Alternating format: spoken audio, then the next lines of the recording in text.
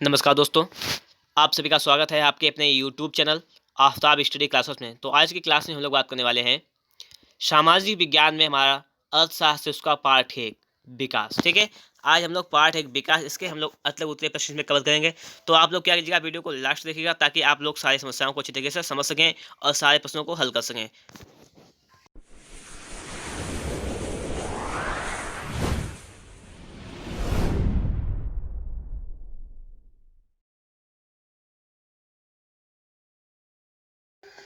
तो देखिएगा, यहाँ पर आपके सामने लिखा हुआ है आर्थिक विकास की समझ, मतलब लिखा हुआ है अर्थशास्त्री। अर्थशास्त्र का टॉपिक है हमारा। अब देखिए, मैंने आपको बताया था कि सामाजिक विज्ञान जो होता है उसमें हमारे 4 भाग होते हैं। एक होता है इतिहास, भूगोल, नागरिक शास्त्र और होता है अर्थशास्त्र। ठीक है, तो अर्थशास्त्र का हमारा पहला पार्ट है विकास। ठीक है, इसके बारे में हम बात करेंगे यहाँ पर। तो आप लोग वीडियो को लास्ट देखिएगा ताकि आप लोग इन सारी चीज़ों को अच्छी तरीके से समझ जाएं, क्योंकि ये क्वेश्चन आपके लिए बहुत ही इंपॉर्टेंट है। देखिए, इसमें लिखा हुआ अतलग उत्तरीय प्रश्न। मैंने आपको जब पेपर समझाया था तो मैंने आपको पेपर बताया था कि अतलग उत्तरीय प्रश्न कितने नंबर का आता है।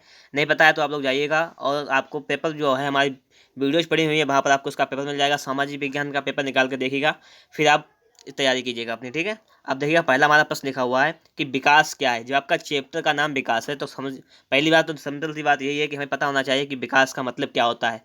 क्योंकि जब देखिएगा आपका चैप्टर है विकास, तो देखिएगा यहाँ पर लिखा है प्रश्न नंबर 1, मतलब है शॉर्ट आंसर इसमें लिखा हुआ है विकास का क्या अर्थ है। तो विकास का अर्थ है राष्ट्रीय आय में दीर्घकालीन वृद्धि, प्रति व्यक्ति आय में वृद्धि, जीवन स्तर में सुधार एवं निर्धनता में कमी। मतलब समझिएगा बात आप लोग कि हमारी राष्ट्रीय आय है उसमें क्या हो जाए, वृद्धि हो, और प्रति व्यक्ति की आय में भी वृद्धि हो जाए, जीवन स्तर में सुधार होने लगे और निर्धनता में कमी, गरीबी दूर हो जाए, उसे कहेंगे हम विकास कहते हैं। अगला क्वेश्चन लिखा हुआ है कि आर्थिक समृद्धि का अर्थ बताइए। आर्थिक समृद्धि का अर्थ क्या होता है कि अर्थव्यवस्था में अन्य घटकों के साथ साथ सकल घरेलू उत्पाद में निरंतर वृद्धि। मतलब क्या, अर्थव्यवस्था में अन्य घटक जो होते हैं उनके साथ साथ होता है घरेलू उत्पाद होते हैं, उनमें भी वृद्धि अगर होती है तो उसे कहते हैं आर्थिक समृद्धि। ठीक है, घर के घरेलू उत्पाद में वृद्धि। आगे लिखा हुआ है कि आर्थिक विकास का अर्थ समझाइए। अभी आपने समझा था विकास का अर्थ, अब आप क्या समझेंगे, आर्थिक विकास का अर्थ।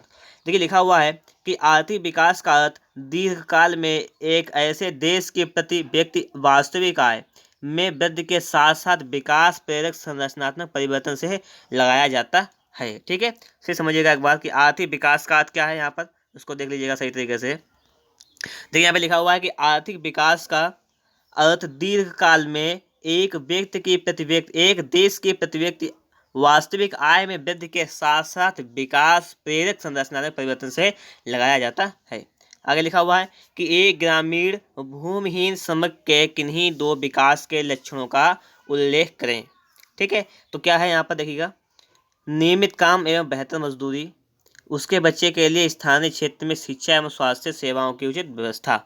ठीक है, मतलब क्या लिखा हुआ है कि एक ग्रामीण भूमिहीन श्रमिक के किन्हीं 2 विकास के लक्ष्यों का उल्लेख करें तो हो जाएगा। आगे लिखा हुआ है कि आय के अतिरिक्त किन्हीं 2 विकास लक्ष्यों का उल्लेख करें तो समानता का व्यवहार और सम्मानपूर्ण जीवन। ठीक है, आय के अतिरिक्त मतलब आय को हटा दिया जाए तो इसके अलावा जो है आय के अतिरिक्त किन्हीं 2 विकास लक्ष्यों का उल्लेख करना, तो एक हो जाएगा समानता का व्यवहार और एक हो जाएगा सम्मानपूर्ण जीवन। ठीक है, समानता का व्यवहार सभी के साथ होना चाहिए, सभी को सम्मानपूर्ण जीवन। आगे लिखा हुआ है कि एक ग्रामीण महिला के किन्हीं 2 विकास के लक्ष्यों का उल्लेख करें तो क्या हो जाएगा, सुरक्षित एवं संरक्षित पर्यावरण और परिवार में समानता व सम्मान। ठीक है, आगे देखिएगा क्वेश्चन नंबर हमारा 7 क्या कहता है वो भी देख लेते हैं। लिखा हुआ है कि राष्ट्रीय विकास की अवधारणा क्या है। समझिएगा इसको कि राष्ट्रीय विकास की अवधारणा के अंतर्गत प्रति व्यक्ति आय में वृद्धि, जीवन स्तर में सुधार, शिक्षा, स्वास्थ्य संबंधी देखभाल, सामाजिक सेवाएं व ऊपरी सुविधाएं सम्मिलित होती हैं। ठीक है, समझिए आप लोग कि राष्ट्रीय विकास का मतलब क्या होता है, उसकी क्या अवधारणा है। तो राष्ट्रीय विकास जो होता है उसके अंतर्गत क्या क्या जाता है, प्रति व्यक्ति आय में वृद्धि है, जीवन स्तर में सुधार, शिक्षा, स्वास्थ्य संबंधी सेवाएं, ठीक है, और सामाजिक सेवाएं, ऊपरी सुविधाएं सभी शामिल हो जाती हैं। विकास का मतलब क्या है कि प्रति व्यक्ति की आय में वृद्धि होता है, जीवन स्तर में सुधार, गरीबी में कमी होती है, मतलब कि गरीब लोगों की संख्या में कमी, लोग जब गरीब होंगे तो जब पैसा की पैदावारी होगी तो वो भी अमीर हो जाएंगे। तो वही बस वही चीज़ है, सीधे का समझना है हमें यहाँ पर। आगे लिखा हुआ है कि मानव विकास सूचकांक के आधार क्या है। ठीक है, तो होता है कि मानव विकास सूचकांक प्रति व्यक्ति आय, साक्षरता दर, औसत जीवन प्रत्याशा पर आधारित होता है। आगे लिखा हुआ है धारणीय विकास का अर्थ बताइए। तो लिखा हुआ है पर्यावरण को बिना हानि पहुंचाए किया गया विकास धारणीय विकास, धारणीय आर्थिक विकास कहलाता है। समझिए आप लोग कि धारणीय विकास का अर्थ क्या है। पर्यावरण को बिना हानि पहुंचाए। बहुत अच्छी बात है यहाँ पर समझने वाली कि जो पर्यावरण को बिना हानि पहुंचाए जो विकास किया जाता है उसे धारणीय आर्थिक विकास कहते हैं। इससे भावी पीढ़ी को कोई हानि नहीं पहुंचती है, मतलब आने वाली पीढ़ी को कोई हानि नहीं पहुंचती है। आगे लिखा हुआ है कि विश्व बैंक को किस आधार पर देश के विकास को मापता है, किस आधार पर? तो लिखा हुआ है विश्व बैंक प्रति व्यक्ति आय के हिसाब से देश के विकास को मापता है। आगे लिखा हुआ है कि विकास का सबसे महत्वपूर्ण लक्ष्य क्या है?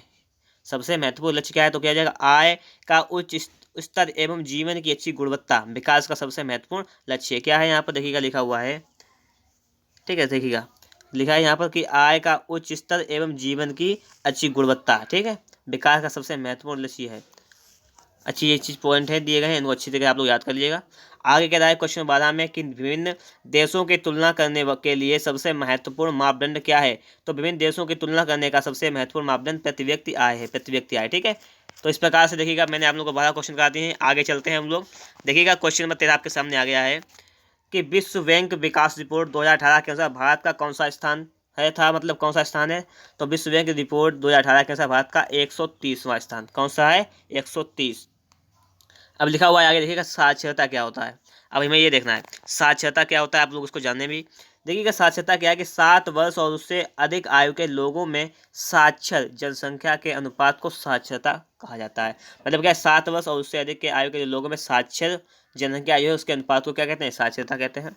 आगे लिखा हुआ है औसत आय या प्रति व्यक्ति आय क्या है? मतलब आपने भी पढ़ा है, यहाँ पर आया था आगे प्रति व्यक्ति आय मतलब ये होता क्या है, इसको भी लिखते हैं। या प्रति व्यक्ति आय कैसे ज्ञात किया? आप लोग प्रति व्यक्ति का आय निकालना चाहें तो कैसे निकाल सकते हैं? देखिएगा यहाँ पे लिखा हुआ है कि देश की कुल आय को कुल जनसंख्या से भाग देकर जो राशि आती है उसे प्रति व्यक्ति आय कहते हैं। इसे ज्ञात करने का सूत्र दिया गया है कि प्रति व्यक्ति आय बराबर दिया गया है राष्ट्रीय आय बटे जनसंख्या। फिर समझिएगा एक बार कि देश की कुल आय मतलब राष्ट्रीय आय दी गई है, कुल आय को कुल जनसंख्या से भाग दीजिएगा तो जो आय जो मतलब जो चीज़ प्राप्त होती है, राशि प्राप्त होती है उसे क्या कहते हैं? प्रति व्यक्ति आय कहते हैं।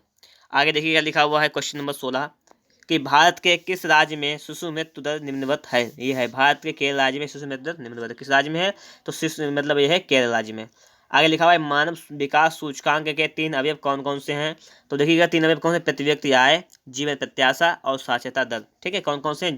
प्रति व्यक्ति आय, जीवन प्रत्याशा, साक्षरता दर है, ठीक है। आगे देखिए लिखा हुआ है कि भूमिहीन ग्रामीण मजदूरों के लिए उनकी आय के संबंध में विकास का क्या लक्ष्य हो सकता है? देखिएगा तो हो जाएगा यहाँ पे काम करने के अधिक दिन और बेहतर मजदूरी, पढ़ चुके थे आप इसे। स्थानीय स्कूल उनके बच्चों में उत्तम शिक्षा प्रदान करने में सक्षम, कोई सामाजिक भेदभाव नहीं और गांव में भी नेता बन सकते हैं, ठीक है। तो ये यहाँ पर लिखा हुआ है कि भूमिहीन ग्रामीण मजदूरों के लिए उनकी आय के संबंध में विकास का क्या लक्ष्य हो सकता है? तो ये हो सकता है कि काम करने के अधिक दिन और बेहतर मजदूरी, स्थानीय स्कूल जिन उनके बच्चों को उच्च शिक्षा प्राप्त करने में सक्षम, कोई सामाजिक भेदभाव नहीं और गाँव में भी नेता बन सकते हैं, ठीक है। अब देखिएगा आगे है जो हमारा क्वेश्चन, लास्ट क्वेश्चन है आज का। कह रहा है इसमें पंजाब के समृद्ध किसान का विकास का लक्ष्य क्या हो सकता है? तो लिखा हुआ है किसानों को उनकी उपज के लिए ज़्यादा समर्थन मूल्य और मेहनती और सस्ते मजदूरों द्वारा उच्च पारिवारिक आय सुनिश्चित करना ताकि वे अपने बच्चों को विदेशों में बसा सकें, ठीक है। ये लिखा हुआ है यहाँ पर। तो इस प्रकार से आप लोगों ने 19 जो थे क्वेश्चन थे अतलग उत्तर प्रश्न कंप्लीट कर लिए हैं। अगर आप लोगों को ये वीडियो अच्छा लगा तो फटाफट से वीडियो को लाइक कीजिएगा और आप लोग हमारे चैनल पर नए हैं तो चैनल को फटाफट से सब्सक्राइब भी कर लीजिएगा। और आप अगर क्लास 10 की फुल तैयारी करना चाहते हैं तो हमारे चैनल पर सारे विषय की तैयारी कराई जा रही है, आप उस तैयारी को जरूर करें, ठीक है। और अगर आप लोग किसी भी सब्जेक्ट में कोई प्रॉब्लम हो रही हो, कोई भी क्वेश्चन आता है तो आप लोग हमें कमेंट बॉक्स में बताएं, उसका आंसर अगली वीडियो में आपको दे देंगे। वीडियो देखने के लिए आपका बहुत बहुत धन्यवाद।